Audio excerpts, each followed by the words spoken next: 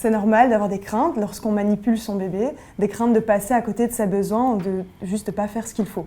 Et toi, Faustine, qu'est-ce que tu pourrais conseiller à ces jeunes parents ?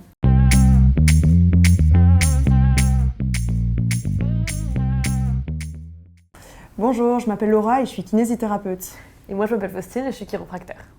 On entend souvent dire qu'il faut tenir la tête de votre bébé quand on le porte lors des premières semaines de vie. On fait donc attention à ne pas le porter uniquement sous les bras et à ce que la tête ne parte pas en extension.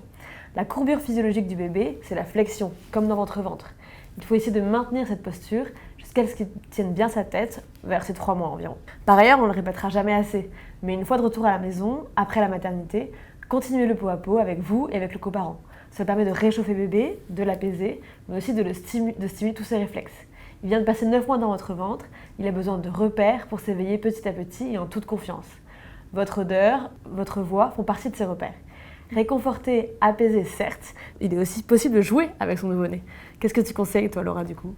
Donc, chaque expérience que l'enfant vit lui procure une multitude d'informations sensitives qui lui seront utiles à l'acquisition de nouvelles compétences motrices.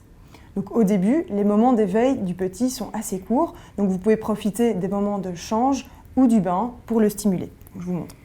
Donc, avec son petit, on peut faire des petits mouvements de jambes, comme ceci, et ensuite le tourner sur le côté pour l'amener sur le ventre. Ce qui est important, c'est toujours de bien accompagner son bébé et lui proposer des mouvements assez lents pour que le petit ait le temps de réagir. Donc, dernier petit conseil, ne pas hésiter de mettre son bébé sur un tapis d'éveil au sol pour laisser libre cours à sa motricité spontanée et qu'il apprenne à connaître son environnement. Donc, privilégiez plutôt des vêtements qui ne le serrent pas trop, pas le petit bonhomme Michelin, pour que le bébé puisse amener ses mains dans son champ de vision et ce qui lui permettra de développer sa préhension. Donc, et par ailleurs aussi, on évite les temps trop prolongés dans le transat qui ont tendance à bloquer le petit dans une position fixe. Si vous avez des questions, n'hésitez pas à vous tourner vers des professionnels de santé formés à la prise en charge en pédiatrie. Et voilà, merci pour votre écoute. Au revoir.